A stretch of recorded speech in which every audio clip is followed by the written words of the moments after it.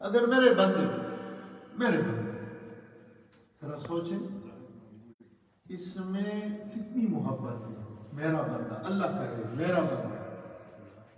وَإِذَا سَأَلَكَ عِبَادِي عَنِّي، اگر میرے یہ بندے تجھ سے میرا پتہ پوچھے، کہاں ملوں گا، کیسے ملوں گا، کس وقت ملوں گا، فَإِنِّي قَرِيبٌ، میں کہیں دور نہیں ہوں، بہت نزدیک ہو تجھے. یہ اس انسان کو حوصلہ دلا رہا ہے. ایک سینسر اس کی ہو رہی ہے کہ آپ رب کائنات آپ کے بہت قریب ہے. اور پھر اجیب الدعوۃ الداعی اذا دعا، پکارنے والا جب بھی پکارے تو میں اس کے پکارنے پر لپیٹ دیتا ہوں، حاضر ہوں. اجیب الدعوۃ الداعی اذا دعا. اس آیت سے اللہ اور اللہ کی مخلوق کے درمیان جو رابطہ ہے، اس رابطے کا ایک جھلک پیش ہو رہا ہے کہ بندے اور خالق اور مخلوق کے درمیان رابطہ کیا ہے.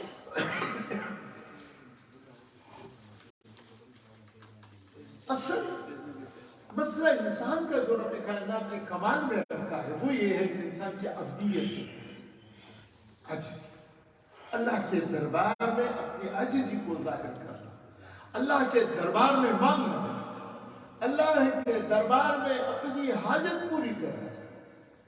یہاں دنیا کے نظام سے یہ الگ سسٹم ہے. دنیا کے نظام میں آپ کسی سے مانگو گے تو اس میں انسان کو عموماً شرم آتی ہے، تحقیر ہوتی ہے، اور یہ ہوتا ہے کہ میں کیسے مانگوں، دیکھو میں اس سے مانگ رہا ہوں. مانگنا دوسروں سے مانگنے سے انسان کو ایسی تکلیف ہوتی ہے، استغنا. لیکن رب کائنات سے مانگنے میں انسان کی توہین اور تحقیر نہیں، اس کی تعظیم ہے، اس کی عزت ہے. اب کی عزت اس سے بڑی ہے جتنے رب سے مانگو. مخلوق سے مانگو گے ایک دفعہ مانگو، دوسری دفعہ مانگو جی، تیسری دفعہ مانگو، آخر کر یار تنگ کیے تم نے. رب کائنات کے دربار میں یہ بات نہیں، اجیب الدعوۃ الداعی اذا دعا.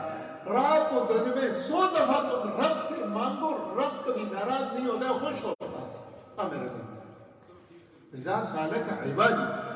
لیکن ایک چیز ہے اس میں کہ اپنے آپ سے انسان بندہ بنا، بندہ ہونا تو بندے کو پھر رب سے مانگنے میں بڑا لطف اور بندے کو بڑا مزہ آ رہا ہے. اور جس طرح یہ لطف بندے کو آ رہا ہے، اللہ بھی اپنے بندے سے مانگنے پر اور سوال کرنے پر بڑا خوش ہوتا ہے. کبھی کبھی یہ آتا ہے کہ فرشتوں سے رب کائنات کہتے ہیں اور میرے بندوں کو دیکھو. حدیث میں آیا رسول اللہ صلی اللہ علیہ وسلم نے فرمایا کہ جب رمضان ختم ہو جاتے ہیں اور عید کے دن یہ لوگ رب کائنات کے دربار میں حاضر ہو کر اور یہ دعائیں مانگ کر رو رو کر مانگ رہے ہیں، رب کائنات فرشتوں کو گواہ بنا کر کہتا ہے ہم دیکھو تم نے تو اس وقت کہا تھا اتجعل فیہا من یفسد فیہا ویسفک الدماء ونحن نسبح بحمدک ونقدس لک. لیکن آپ میرے بندوں کو دیکھو، آج انہوں نے دنیا کے تمام طاقتوں سے منہ پھیر کر صرف میرے ہی سامنے کھڑے ہو کر مجھ سے مانگ رہے ہیں، مجھ سے مانگ رہے ہیں. دیکھو کیا دے رہے ہیں. اور پھر رب کائنات فرشتوں کے سامنے اپنے اس ارادے کا اظہار کرتے ہیں وعزتی وجلالی، میری عزت کی قسم، میری جلال، میرے جلال کی قسم، میرے یہ بندے جو کچھ بھی مانگیں گے من کو انہیں دوں. یہی وہ ہے کہ خالق ہو، لیکن بندہ اپنے آپ کو اپنے آپ سے بندہ ہے. ہمارے انسانوں میں 3 قسم کے لوگ ہوتے ہیں. ایک غفلت والا، تو غفلت والوں کی تو کوئی بات نہیں. غفلت ایسے کہ وہ یہ اس کا کوئی یعنی عقیدہ یہ نہیں ہوتا ہے کہ میں مانگوں گا تب مجھے دے گا، نہیں ہے یہ عقیدہ ہونا چاہیے کہ میں مانگوں گا تو اس مانگنے میں میری عبادت ہے، اور جب میں یہ عبادت کروں گا اللہ مجھے دے گا۔ اس لیے دعا کہتے رہے کہ آداب میں سے یہ ہے کہ تم اللہ سے اس طرح مانگو کہ یقین کر کے مانگو، بس مجھے دے گا۔ کیوں نہیں دے گا مجھے؟ وہ میرا رب ہے، میں اس کا بندہ ہوں، میں محتاج ہوں، وہ غنی ہے، وہ تمام طاقتوں والا ہے، وہ مجھے کیسے نہیں دے گا؟ سب سے بڑی چیز وہ ہے عقیدہ۔ حدیث میں آیا رسول اللہ صلی اللہ علیہ وسلم نے فرمایا، رب کائنات فرماتے انا عند ظن عبدی بی، میرا بندہ مجھ پر جس طرح گمان کر لے مجھے اس طرح پا لیتا۔ اگر آپ یوں گمان کر لو کہ میں مانگوں گا مجھے دے گا، مجھے ہاتھ سے اٹھتے ہوئے بھی اسے پہلے دے، وہ پہلے دے، یہ تمہارا عقیدہ ہونا چاہیے، یہ تمہارے عقیدے پر، یہ تمہارے عقیدے پر مبنی ہے کہ تمہارا عقیدہ کس طرح ہے۔ تو عقیدے کو جب مضبوط کر کے مانگو گے، دعا کے ایک ادب یہ ہے کہ مانگو تو یقین کے ساتھ مانگو۔ مخلوق سے مانگتے ہوا یقین نہیں ہوتی، یقین نہیں ہوتا دے گا یا نہیں دے گا، میری حاجت پوری کرے گا یا نہیں کرے گا، میری بات اس کی طاقت میں ہے یا نہیں۔ رب کے پاس کس چیز کی کمی ہے؟ کسی چیز کی کمی نہیں ہے۔ اس لیے پہلی چیز یہ ہے کہ جب مانگو تو یقین بنا کر، یقین رکھ کر اپنے مضبوطی سے رب سے مانگو کہ اس پر وہ جب مجھے دے گا، وَإِن يَمْسَسْكَ اللَّهُ بِضُرٍّ فَلَا كَاشِفَ لَهُ إِلَّا هُوَ وَإِن يُرِدْكَ بِخَيْرٍ فَلَا رَادَّ لِفَضْلِهِ۔ اگر اللہ مجھے کچھ دینا چاہے تو دنیا کی کوئی طاقت اس کو منع نہیں کر سکتی ہے۔ یہ نہیں کہ میرا کوئی بدخواہ اسے کہے کہ نہیں بھائی اس کو نہ دو، نہیں، میں مانگوں گا تو میرا رب مجھے میرے یقین کے مطابق دے۔ پہلی چیز یہ، تو اس کے ساتھ دوسری چیز ادب، دعا کی ادب یہ ہے، دعا کا ادب کہ جب مانگو گے اللہ سے تو عاجزی اختیار کرو۔ عاجزی جیسے بھیک مانگنے والا ہوتا ہے، آپ دیکھتے ہیں نا اس معاشرے میں، اگر ایک آدمی مستغنی ہو کر آپ کے پاس اپنا وہ عریضہ لے آئے اور اپنی درخواست لے آئے اور آپ کی کیفیت ایسی ہو کہ آپ کی کیفیت کے مطابق اس کو دیکھیں وہ مستغنی ہے، غافل ہے، تو کبھی آپ کے دل میں اس کے لیے نرم گوشت پیدا نہیں ہوتا۔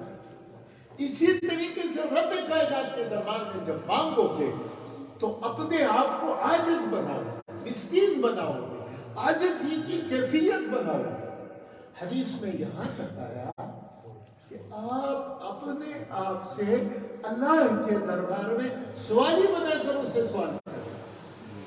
یہ دیکھو، یہ ہم جب مانگتے ہیں نا تو کس طرح ہاتھ اٹھانا، یہ دعا کے آداب میں سے ہاتھ اٹھانا، اس طرح اٹھانا، یہاں تک اٹھایا کہ بعض روایات میں کہ رسول اللہ صلی اللہ علیہ وسلم نے جب اصرار کر کے دعا مانگنے کی کوشش کی تو آپ کے یہ بازو مبارک آپ نے اس نے اٹھائے کہ یہ بدن وغیرہ جو ہے یہ نظر آنے لگے۔ یہ وہ عاجزی ہے، اے اللہ تجھ سے مانگ رہا ہوں، اے اللہ تجھ سے مانگ رہا ہوں، تیرے سوا کوئی دربار نہیں ہے۔ تو پہلی چیز جو میں نے آپ سے کہا وہ یقین ہے۔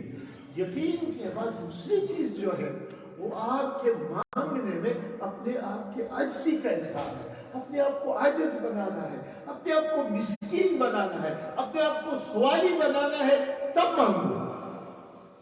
اور تیسری چیز دعا کے مانگنے میں، آداب دعا میں سے یہ ہے، لازمی بات ہے، ایک طریقہ کار ہے، ایک نظام ہے، پہلے اللہ کی کبریائی بیان کرو، صفت بیان کرو، سبحانک اللہم و بحمدک، سبحانک اللہم و بحمدک، یہ اللہ کی صفت بیان کرو، اللہ کی کبریائی بیان کرو، اللہ کی عظمت بیان کرو اور اللہ کے صفات بیان کرو، ثنا چاپلوسی مخلوق کی نہیں چاہیے لیکن رب کی چاپلوسی کرو کہ اللہ کی بڑا ہے، اللہ میں بڑا عزیز ہے، اللہ تیری قدرت ہے، اللہ تو کرنے والا ہے، تیرے سوا کون کرنے والا ہے۔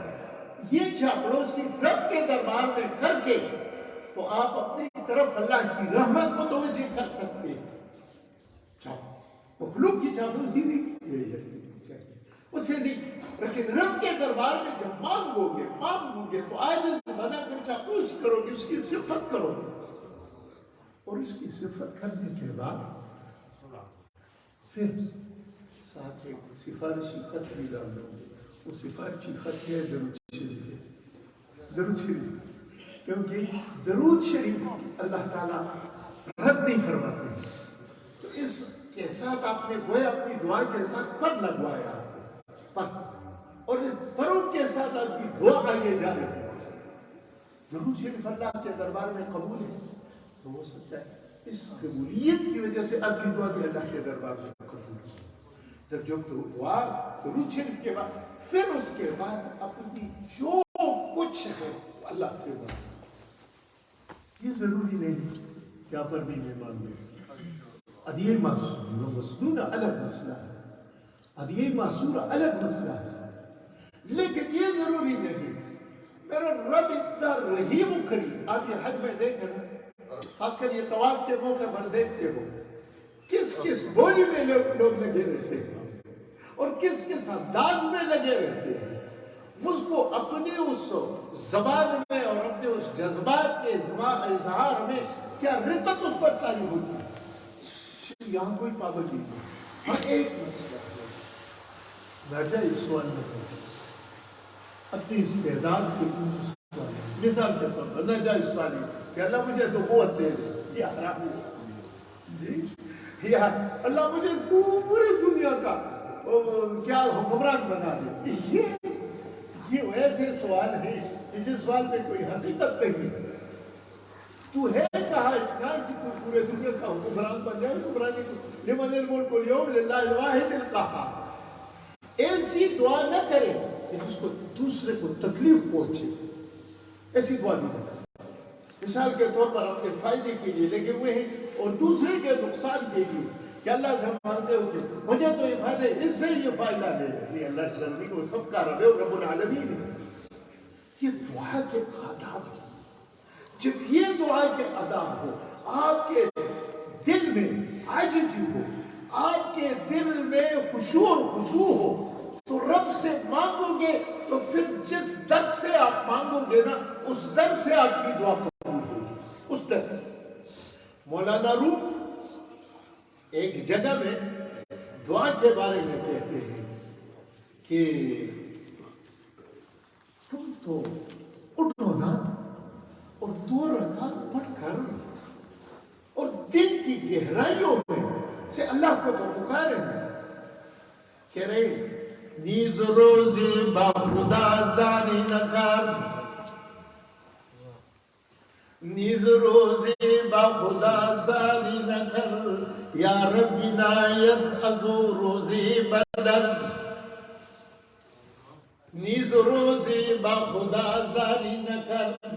ارے تجھے کسی ایک دن اللہ کے دربار میں کھڑے ہو کر عاجزی سے تو نے کبھی مانگا ہے یا نہیں مانگا ہے. نیز روزی با خدا زاری نہ کر، یا رب عنایت از روزی بدرد. اور کسی دن درد آمیز لہجے سے، درد مندانہ لہجے سے یا رب، اے میرے رب کی آواز تمہارے منہ سے نکلی ہے؟ نہیں نکلی ہے. تم کبھی یہ نہیں کہا ہے. تو ہاتھ اٹھا کر مانگ رہا ہے اور پھر دوسری جگہ میں یہ فارمیلٹی پوری کر دی. نہیں نیز روزی با خدا زاری نہ کرد، یا رب عنایت از روزی بدرد. اے میرے رب، اے میرے رب. یہ تیرے دل سے ایک درمندانہ آواز نکلی نہیں ہے. اور اگر یہ درمندانہ آواز تمہاری زبان سے نکلے، تمہارے دل کی گہرائیوں سے نکلے، تو اس کا اثر کیا ہوتا ہے؟ مولانا روم کہہ رہے ہیں کہے خدا خصم مرا خوشنود کن، کہے خدا خصم مرا خوشنود کن، گر منش کر دم سے تو سود کن. لیکن 2 قسم کے حقوق ہیں. ایک حقوق توبے سے معاف ہوتے ہیں، ایک حقوق توبے سے معاف نہیں ہوتے. حقوق اللہ جو ہے نا یہ توبے سے معاف ہوتے ہیں. ہم نے گناہ کی، سال کی نماز نہیں پڑھی ہے، توبہ نکالے، اللہ میرا توبہ، اللہ میرا توبہ، گناہ معاف ہو جائے. روزے نہیں رکھے ہیں، ٹھیک ہے قضا کر لے، قضا کی بھی توبہ نکال، اللہ رب غفور رحیم. روزے نہیں رکھے ہیں، کبھی کبھی کمزوریاں ہیں ہماری، اور ابھی اللہ کے حقوق سے. لیکن ایک بندے کا حق تو حقوق العباد جو ہے، علماء کرام کہہ رہے ہیں کہ توبے کے بغیر توبے سے معاف نہیں ہوتے، اس کے معافی کے لیے کہ حق ادا کرو اور یا وہ معاف کرے. لیکن مولانا روم کہہ رہا ہے تمہاری دعا میں اتنی قوت اور طاقت ہے کہ تم رب کو راضی کر کے، رب تمہاری وجہ سے تیرے اس حقوق العباد جس کے حق تمہارے اوپر ہے اس کو تیری طرف سے وہ راضی کرے. لیکن یہ کب ہوتا ہے؟ منوانا ہوتا ہے، یہ تب کہ اپنے آپ کو منوائے. اس لیے مولانا کہہ رہے کہ خدا خصم مرا خشنود کن، کہ اللہ مجھ پہ جس کا حق ہے، میرا خصم، میرا مقابل، خشنود کن، اس کو تو ہی خوش کر لے، تو ہی خوش کر لے. کیوں؟ گر منش کر دمزی انتو سود کن، اگر میں نے کمزوری کی ہے، میں نے گناہ کی ہے، میں نے نقصان کی ہے، رب تو رب ہے نا، تیرے دربار میں کس چیز کی کمی، تو میرے اس کو پورا کر لو اس کی طرف سے. اور اس آگے شعر میں مولانا بہت دور جا کر اور بہت دور جا کر ایک نسبت بیان کر رہا ہے. کہہ رہے گر خطا کشتم دیت بر عاقلست، گر خطا کشتم دیت بر عاقلست، عاقلہ جانم تو بودی از الست. گر خطا کشتم دیت بر عاقلست، کہہ رہے ہیں کہ قتل خطا اگر انسان سے ہو جائے نا تو اس کی دیت جو ہے نا وہ عاقلہ پر ہے. تو بندہ اپنے آپ کو خدا سے اتنا منواتا ہے کہ رب سے کہ اے اللہ میں نے تو خطا کیا ہے، اور قتل خطا میں خاندان پر جو ہے وہ دیت ہوتی ہے. میرا خاندان ہے اور کون سوائے تو کے، کیونکہ وعدہ الستو میں تو نے جو پوچھا الستو میں رب، تو میں نے کہا بلا، وہاں سے میرا اور تیرا تعلق شروع ہوا ہے. ابھی میری خطا کی جو دیت ہے وہ تم ہی ادا کرو، تم ہی ادا کرو. یہ بڑا گہرا تعلق وہاں تک پہنچ گیا کہ اپنے آپ کو منوا رہا ہے. نیز روزی با خدا داری نکرد، یا ربی عنایت از روزی بدرد. کہ خدا خصم مرا خشنود کن، گر منش کردم زیان تو سود کن. اور آگے کہہ رہا ہے گر خطا کشتم دیت بر عاقلست، گر خطا کشتم دیت بر عاقلست، عاقلہ جانم تو بودی از الست. میں تو عالمی ارواح سے میں نے تمہاں تیرے ساتھ اگریمنٹ کیا ہے. تو نے مجھ سے پوچھا لسو بربکم، کیونکہ رب نے تمام انسان سے پوچھا لسو بربکم، قالوا بلا، سب نے کہا میں نے تمہاں بلا کہا ہے. تو جب بلا کہا ہے تو تو میرا خاندان ہوا. حدیث میں آتا ہے رسول اللہ سے الخلق عیال اللہ، لیکن خلق مخلوق تو اپنے آپ کو مخلوق تو بنائے نا. میرا مقصد اس میں یہ ہے کہ آپ مانگو گے، ایسے مانگو گے کہ اس مانگنے میں رب سے اپنے تعلق پیدا ہو. لیکن آپ کا بچہ اور آپ کے پاس آپ کے قدموں میں گرے اور کیا پوچھی تو ہی کرے گا. بڑا سخت دل ہو وہ نرم ہو جاتا ہے. معافی آپ سے کوئی مانگی بات ختم. تو جب رب کے ساتھ یہ تعلق ہو، حقوق اللہ تو خود آپ کو کیا کر سکتے ہیں، معاف کروا سکتے ہیں، لیکن حقوق اللہ سے آگے حقوق العباد بھی معاف کروا سکتے ہیں. لیکن کم از کم یہ ہے کہ یہ تو رب کائنات پر اپنے آپ کو تو منواؤ گے نا. پہلے تو منوانے کی بات ہے، منواؤ گے تو تب.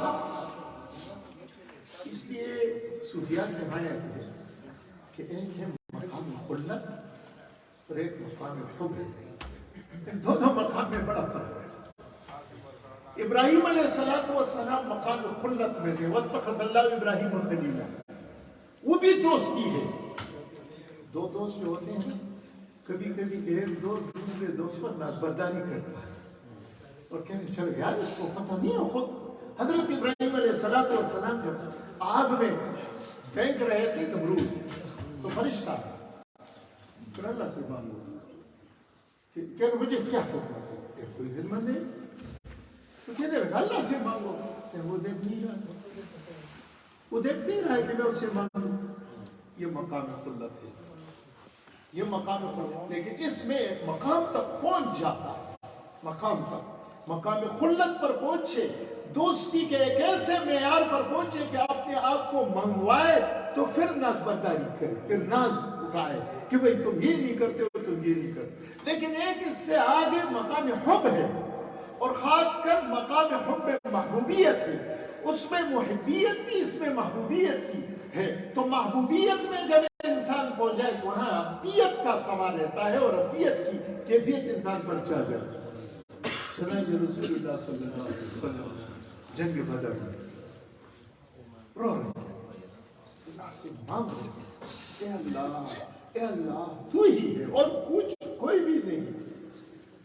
اور حضرت ابوبکر صدیق پیغمبر علیہ السلام کے کندھوں مبارک سے کمبل جو ہے وہ گر گئی، پھر حضرت ابوبکر نے اٹھا کر بولا اور فرمایا حسبک یا رسول، بس یہ کافی ہے دعا۔ تو وہاں عاجزی، اتنی عاجزی، رو رو کر مانگ رہے ہیں۔ تو کمال اس میں ہے کہ آپ جتنا میرے رب کے دربار، اچھا پھر اس میں جتنی یکسوئی ہو، آپ کوئی بات نہیں، رات کے 12 بجے رات کے 4 بجے کر اس رب سے مانگو، اس کے آپ کی دعائیں قبول ہوگی۔ آخری بات کہ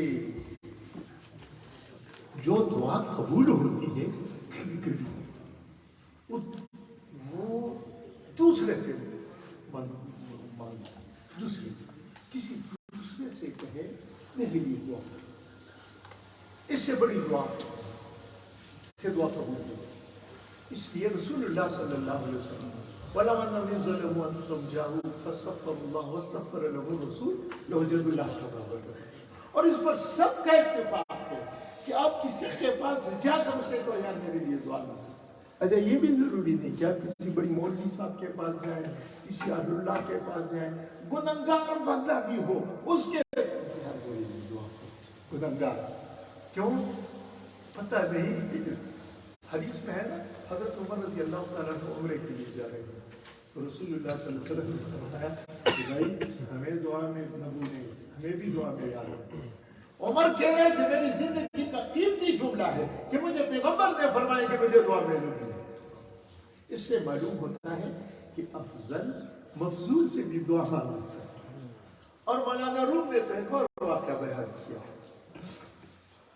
مولانا روم کہہ رہا ہے کہ رب کائنات میں حضرت موسیٰ علیہ السلام سے وحی کی کہ اے موسیٰ مجھ سے جب مانگتے ہو نا تو ایسی زبان سے مجھ سے مانگا کرو جس زبان سے تم نے گناہ نہیں کیا، ایسی زبان سے۔ کہنے لگا باری فرمود با موسیٰ خدا، باری فرمود با موسیٰ خدا، وقت حاجت خواستن اندر دعا، باری فرمود با موسیٰ خدا، وقت حاجت خواستن اندر دعا، کہ کلیم اللہ زمن میں جو پناہ، بادہانی کی نہ کر دی تو گناہ۔ اے موسیٰ مجھ سے مانگتے ہو نا تو ایسی زبان سے مجھ سے مانگے کرو کہ جس زبان سے تم نے گناہ نہیں کیا۔ اوہ موسیٰ کہنے لگے گفت موسیٰ من ندارم آدھا، گفت موسیٰ من ندارم آدھا۔ موسیٰ کہنے لگے کہ رب کائنات یہ کہاں ہو سکتا ہے کہ بحیثیت انسان اپنی زبان سے کوئی، ہم آئے دن میں کتنے گناہ کرتے ہیں۔ تو کہنے لگا گفت موسیٰ من ندارم آدھا، گفت مارا ازدہانی غیر خواہ، مجھے تو نہیں کسی دوسرے سے مجھے مانگا، کسی دوسرے کی زبان سے مجھے مانگو، دوسرے کے پاس جاؤ، اسے کہو میرے لیے دعا کرو، اسے کہو، ماں باپ سے کہو، ماں باپ کی دعا والدین کے حق میں رد نہیں ہوتی، خاص کر ماں کی دعا وہ جس درد سے بچے کے لیے مانگتی ہے نا وہ دعا رد نہیں ہوتی ہے، اس میں ایک درد ہوتا ہے۔ اس لیے آپ اپنے لیے دعا کے ذرائع تلاش کریں. ایک بڑی اچھی بات کی مولانا روم نے, آنچو ناخن کے دہانے مرتورا, آنچو ناخن کے دہانے مرتورا, در شبو در روزہا آرد دعا. یہ مولانا روم نے ایک طریقہ بتایا. کہنے لگے کہ تم کیا کرو, تم دنیا میں کوئی ایسا کام نیکی کا کرو کہ تمہاری اس نیکی سے دوسری مخلوق کو خیر پہنچے, تو خیر پہنچنے کے بعد وہ تمہاری لیے دعا کرے گا, تو اس کی زبان پر تم نے تو گناہ نہیں کیا ہے, تم نے گناہ نہیں کیا, وہ دعا تیرے لیے قبول ہے. صاحب کے طور پر کسی بے بس آدمی, کوئی غریب آدمی, کوئی فقیر آدمی, کوئی تعلیم, کوئی یعنی اس کے پاس پیسہ نہیں, آپ نے اس کو تعلیم دلوائی, آپ نے اس کو کہیں مثال کے طور پر بیمار آدمی اس کا علاج کروایا, اور کوئی دوسرا ہے اس کا کوئی تکلیف آپ نے دی, تو بے ساختہ جب آپ کا تذکرہ کرے گا تو دعا کے بغیر نہیں ہوگی. یا اللہ فلاں نے کوئی اللہ بخت اجر کوئی, یہ مساجد, یہ دینی ہمارے جو صدقات جاریہ ہیں, یہ سب اسی کے ہیں. ابھی مثال کے طور پر آپ کی یہ مسجد ہوگی,